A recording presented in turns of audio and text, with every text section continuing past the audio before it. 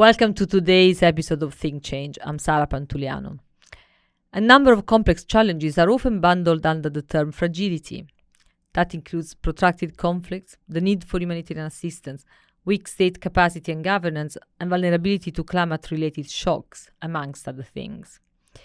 These are the contexts where development progress is the hardest, and where traditional approaches are proving ineffective. But we're also witnessing promising changes. Global cooperation is evolving and new players and new development strategies are emerging. Development has long been viewed through the lens of public aid and philanthropy, but today's landscape is populated by new players, starting with local and international private sector. Private capital is reaching so-called frontier economies, basically low and middle-income countries that are affected by conflict and instability. This is being fueled by an impact investing market of more than $1 trillion. At this year's annual meeting of the World Economic Forum in Davos, we are partnering with the forum to spotlight the potentially transformative role of these unconventional development actors. So in today's episode, we want to unpack some of the key questions. Who is shaping this new vision of development in frontier markets? And what actions are needed to strengthen collaboration across sectors to support development efforts in fragile contexts? We have a lot to cover on this crucial topic, but I've got some great colleagues joining me. I'm delighted to have on Think Change Andre Kern. Andre is the head of international organizations and humanitarian agenda at the World Economic Forum. Heike Hamgaard, Managing Director for Sub-Saharan Africa at the European Bank for Reconstruction and Development, or EBRD as is known. Jay Cusack, Co-founder and Managing Partner of Cross Boundary Group. And last but not least, our very own Surar Mohammed, Research Fellow at the Politics and Governance Program at ODI Global. Andre, I'll start with you. You have been working in the World Economic Forum for a long time and really leading on the agenda on international organizations and humanitarian actors. You have a long experience of engaging with them. How would you describe the key trends that are shaping global fragility today? I think what we've observed over the last couple of years has kind of a combination of negative and positive trends and something in between.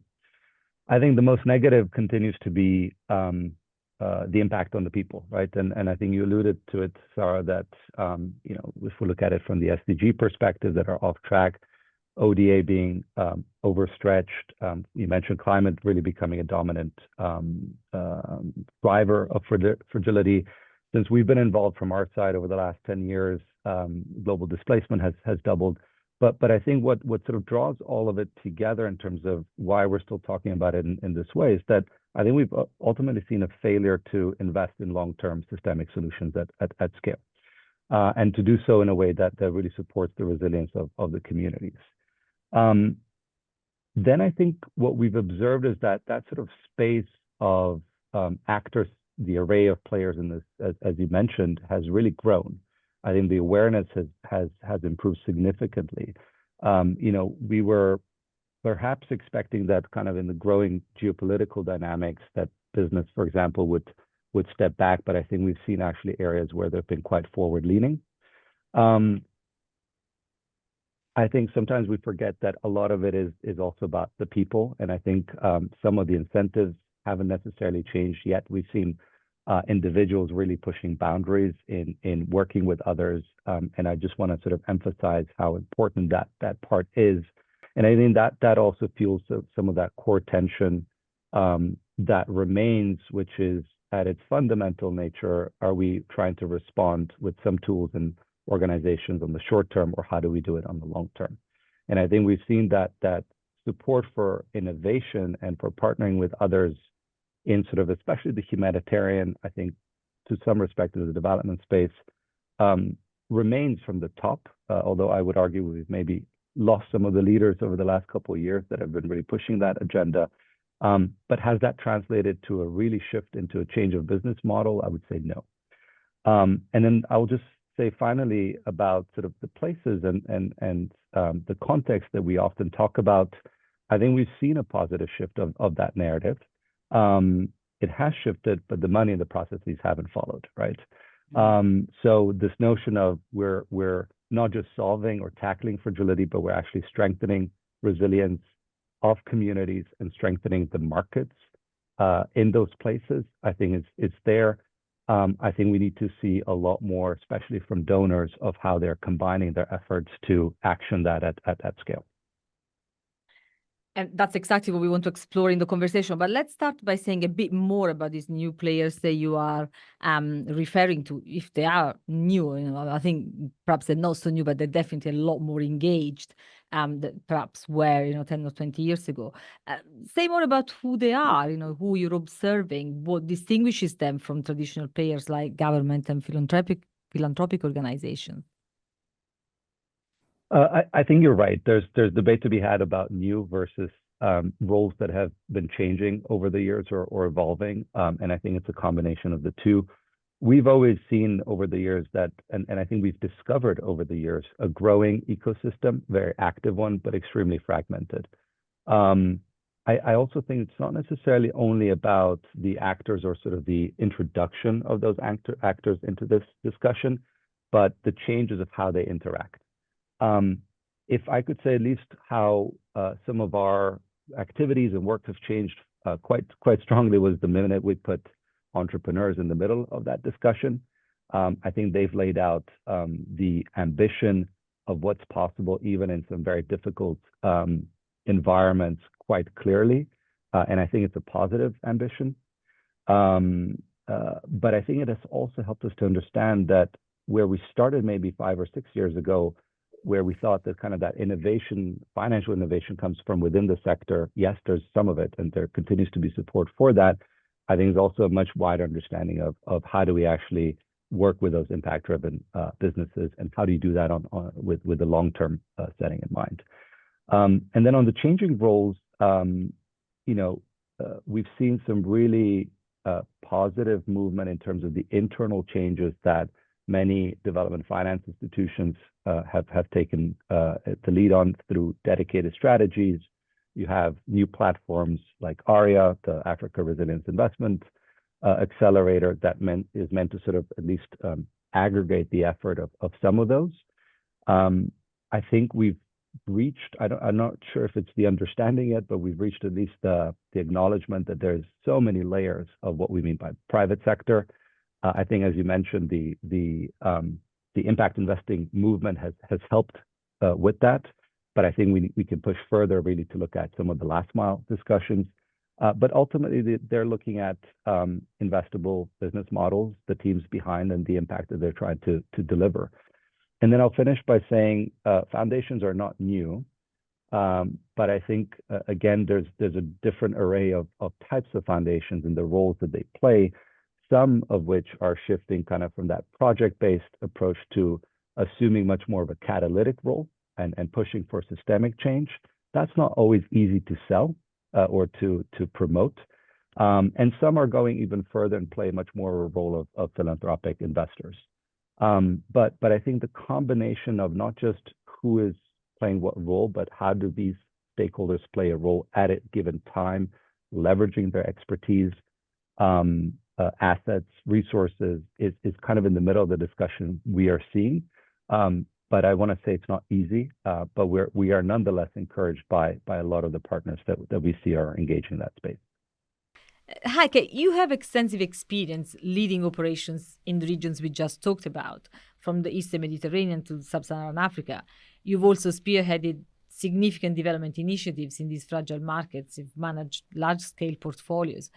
Can you share some examples of what you think have been effective approaches, particularly in terms of cross-sectoral collaborations that you've observed? I mean, what innovative engagement strategies have stood out for you, strategies that differ from traditional methods and could be adapted in other regions? No, thank you, Sarah. And I think it's all about collaborating in a different way. So it's not necessarily that all the partners are new, but that the way we work together has become maybe a bit more honest, a bit more open about each of our constraints and our strengths. And that actually has helped us to come up with maybe new solutions that we weren't thinking of before. For example, when I was living in Amman in Jordan, and Jordan was actually a stable place, middle-income country, but because of the neighboring countries' the war in Syria, Lebanon, of course, the ongoing Palestinian conflict, that had this externality on this context, and suddenly the normal ways of how a development bank like the EBRD giving loans to the private and the public sector didn't work anymore because the public sector was strained. Things are perceived more risky. So how can we actually help? So I think one collaboration that was also actually born a little bit out of the discussions that we had as part of the World Economic Forum context on fragility was how can a development bank that is lending to the private sector and the public sector work with humanitarian organizations that are helping refugees. And so in northern Jordan, where suddenly there was 1 million more people that needed water and wastewater, and already the systems were strained, we wanted to just finance more wastewater networks in West Irbid and connecting over 600,000 households. But the government couldn't pay for it. The donors had some capacity to pay for it, but no one knew how to reach all the refugees that were living in these communities. And so this was the first time we worked together with the IRC to really do all our regular stakeholder engagements that we do in any regular project in the middle-income countries, but also including refugees. But actually, it turns out we have completely different ways of working. We as a development bank, we have very long-term processes, quite rigid due diligence. IRC is an agile humanitarian organization that wants to respond to a crisis. So it was really challenging. We didn't even have contracts to work together because, the way we advertise these big due diligence contracts, that wouldn't work for them. So it was really a learning curve. And I think the key maybe solution why we feel in the end it actually resulted in better service to both refugees and host communities in northern Jordan was because a lot of people actually in Jordan work together. So it's not just people sitting in headquarters and having great ideas, but it's actually people from different organizations putting their heads together in the country and trying to structure something that works for the people there. And so this is actually the first time ever EBRD did inclusive procurement. That sounds like pretty grand, but actually it was just including refugees in when we procure for services. And I think we have now trying to use this more regularly in other contexts, and it doesn't have to be refugee communities, it can be other communities. And I think it has changed the way you think about even something as fascinating and boring as procurement in an organization like EBRD. A lot of the infrastructure that development partners are investing in is long-term, and the risks are long-term. And a lot of what fragility is about is short-term. And I think to bring these two things together is very challenging. So maybe a second area, which I think is an interesting one, is this whole energy transition, renewables, where we worked in Egypt, in a country that's also super stable. Then suddenly war in Sudan, war in Gaza, problems on the Suez Canal, and then suddenly projects that are planned for 20 years, solar plants that were really, plain vanilla finance for someone like EBRD and a private developer building a solar farm, suddenly become risky, suddenly become difficult to implement. Suddenly no one wants to take 20-year risks in Egypt. And I think that has been a really new discussion, how to bring in maybe people who are more used to taking these short-term volatility risks, be it philanthropy, be it insurance companies, and trying to structure something new for countries that, yes, in 20 years, we believe Egypt is stable, but the next 5 years, I don't know if there might be some impact on a wind farm or on a solar farm due to the conflicts of surrounding countries. So I think this has really been a challenge, and we learned a lot, and I think we're not there yet, but I think it's a new way of cooperating together. Great. And I know that Jake has more examples to offer that speak to cross-sectoral collaboration, because I think the innovation ultimately comes, as you say, from kind of bringing heads together and thinking in a different way. We've heard a lot about the rise of private capital in development as a potential solution to fill the gap that's been left by fiscally constrained countries and dwindling public finance. There has been significant hype around the billions to trillions narrative, a narrative that envisions innovative public-private partnerships that can scale investment in low and middle-income countries. Now, the potential hasn't fully materialized, but I think the opportunity remains if it's structured effectively. Can you share with us some practical examples that you have seen in this space? What excites you the most? Yeah, thanks a lot, Sarah. I think maybe just a couple of framing thoughts and then the examples. So we published a few months ago this piece that saying that every deal is a blended finance deal, meaning that every investment has positive and negative externalities that affect public goods and create opportunities for public, private, and philanthropic dollars, capital to interact. And we should think of every investment, we should think of every deal through this frame, not just a subset of blended finance deals. So I think generally this idea that we should be thinking about how private finance can help meet public needs and goods is a very useful one. But the second thought is that not every public good or need is investable. Not everything has, sometimes things are pure public goods. They don't necessarily have a revenue line.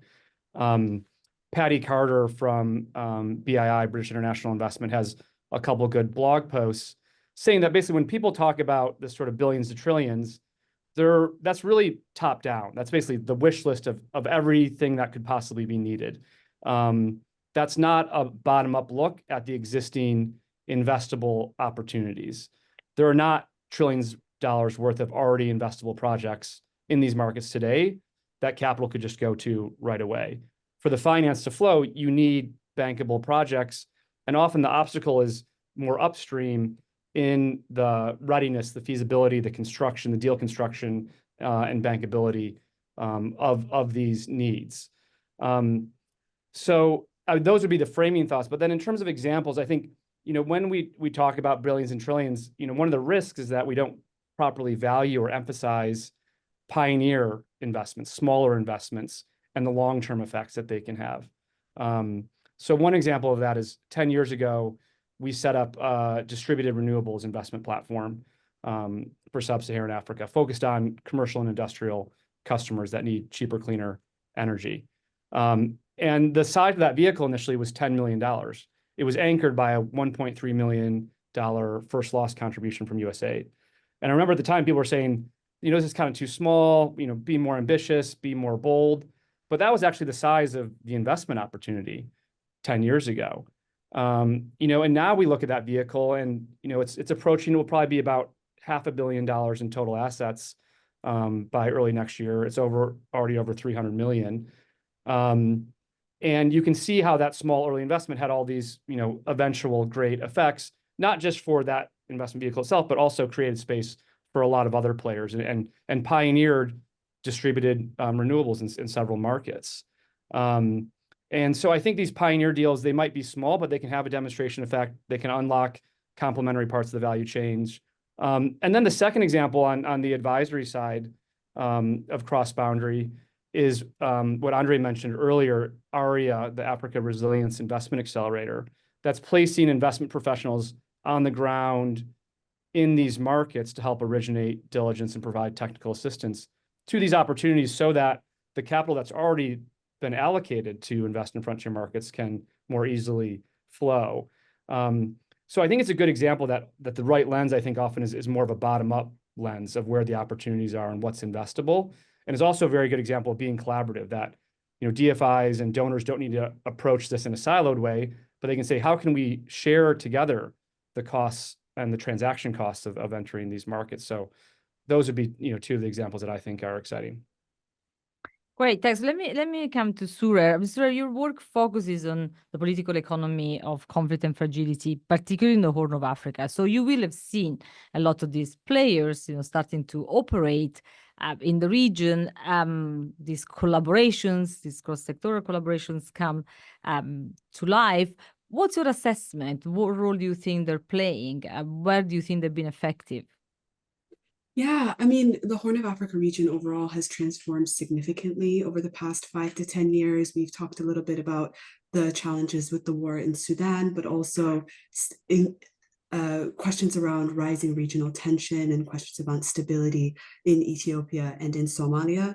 And so without taking the conversation a little too off track, I'd like to bring in a context that I know quite well, which is Somalia, where particularly diaspora actors have been really important in it brought a key role into the Somali post-war economy.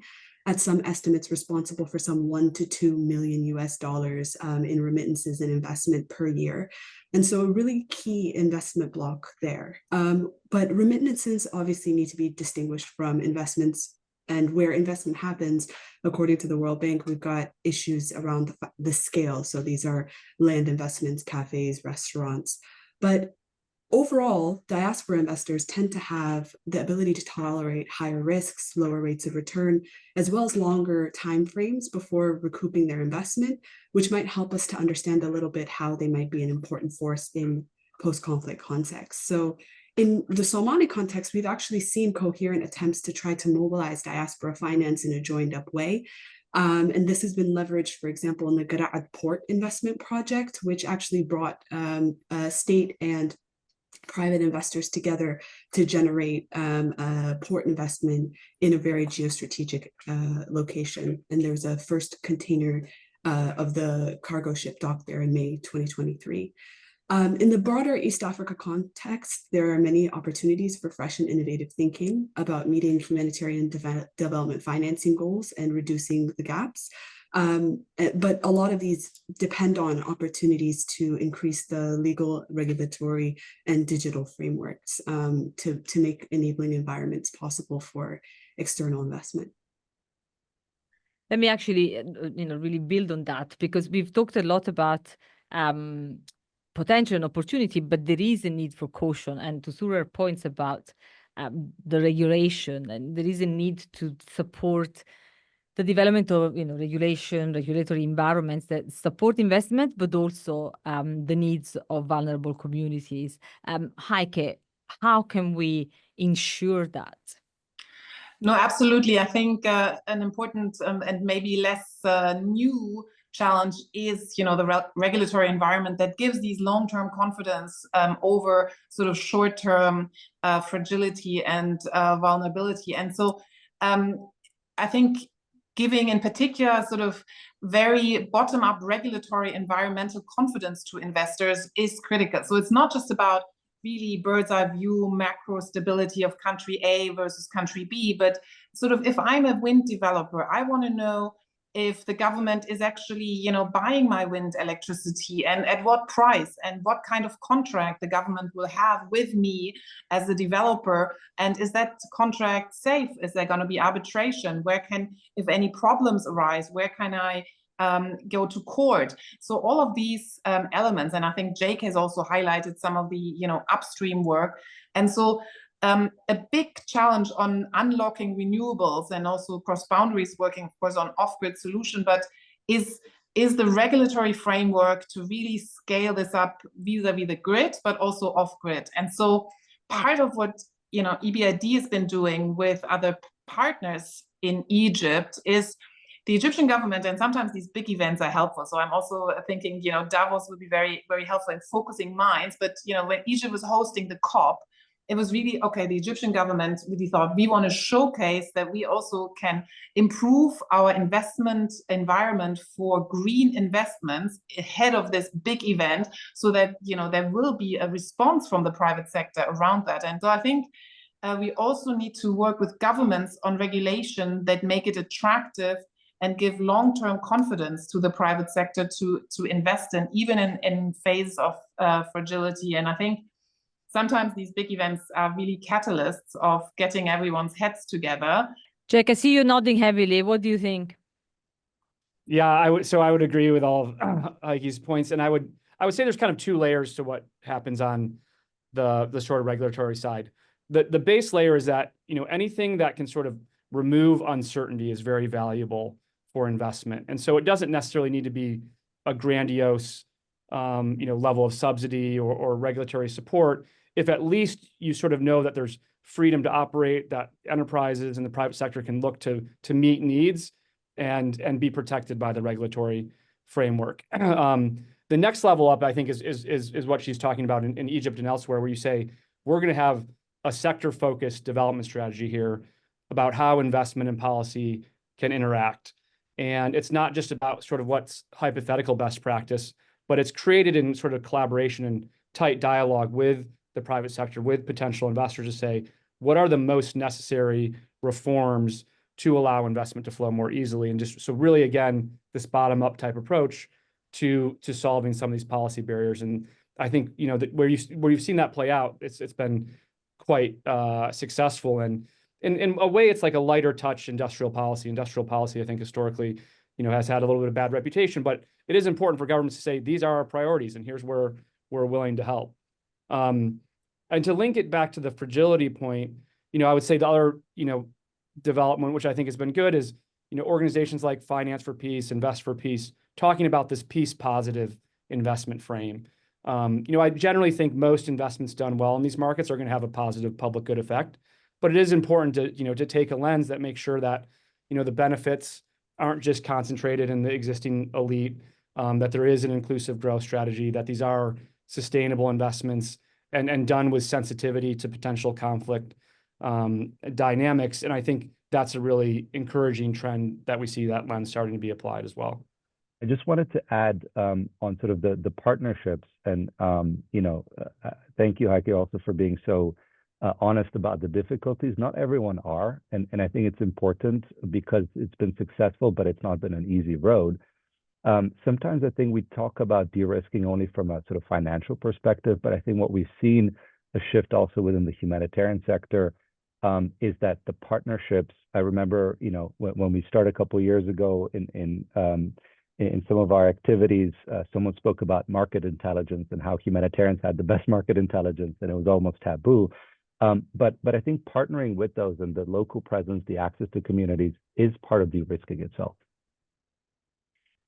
Yes, and I think that's also for other reasons, because, you know, we've talked about this context on a number of different fronts, but obviously these are contexts where often there are very significant conflict drivers, and so a conflict sensitivity lens is really critical. Surer, how do we ensure that we bring this lens into private capital investment that perhaps has not really considered engagement the way, you know, a number of humanitarian development players may have? Yeah, so first, maybe it's important to talk a little bit about the importance of a conflict-sensitive approach. The first being that in conflict-affected contexts, we tend to have deep politicization and polarization, which impacts not just the outcomes of the investment, but also creates the possibilities of generating it creates the possibility for igniting longstanding grievances, possibly by propping up unequal distributions of economic benefits to certain groups and communities, political parties, and et cetera. And so a conflict-sensitive approach is not, a conflict-sensitive approach gives us an opportunity to be able to understand the context as it is, paying attention to the conflict environment.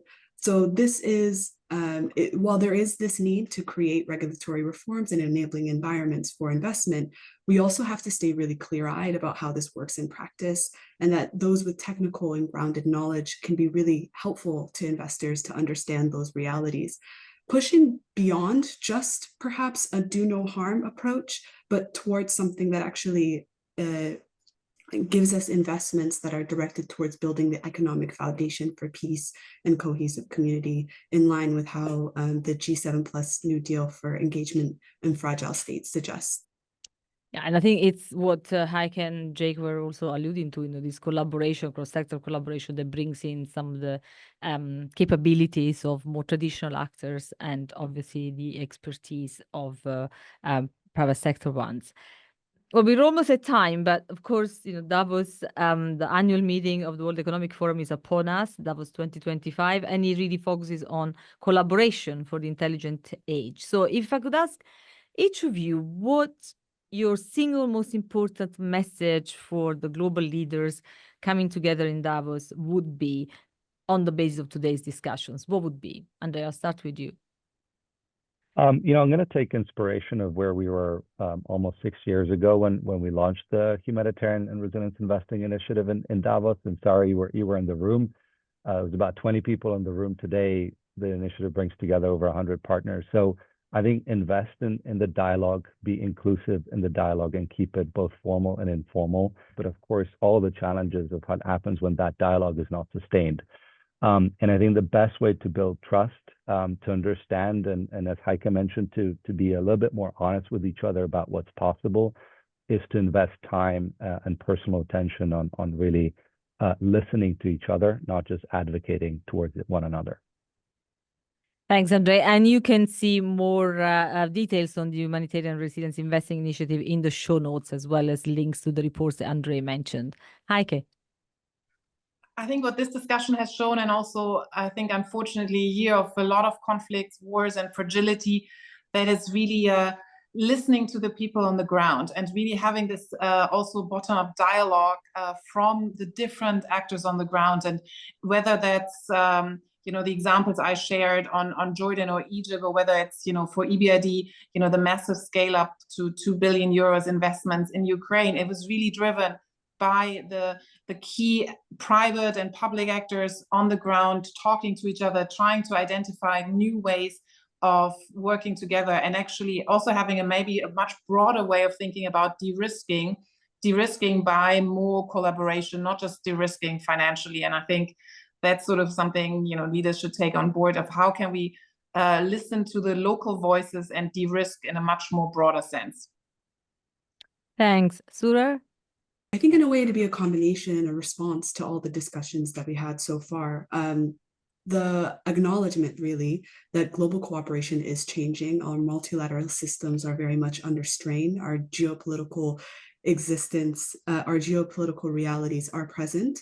But while our responses to global crises may change or may need to in response to our shifting global terrain, the considered focus on global challenges is a must, and we need to bring people to the table who otherwise haven't been there. Thanks. And Jake? Sure, yeah. I think the key messages are, and agree with everything so far, but I think the key messages are: take a bottom-up approach, be willing to support the early stage and upstream work necessary to create investable opportunities, and then invest in those first movers and pioneers. Thank you so much, Jake, Surer, Andre, and Heike. I think it's very clear from our conversation that it is imperative to develop new ways to tackle these wicked challenges that stand in the way of social and economic progress.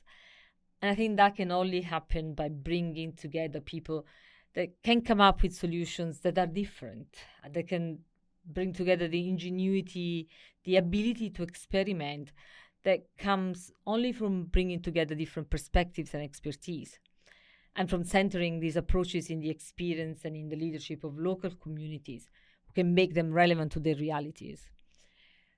So as global leaders convene at gatherings like the annual meeting of the World Economic Forum in Davos, it's clear that inclusive dialogue, collaboration that goes beyond the usual suspects within the same sector are really key to addressing complex global challenges. And that's what I hope we'll be seeing in Davos next week.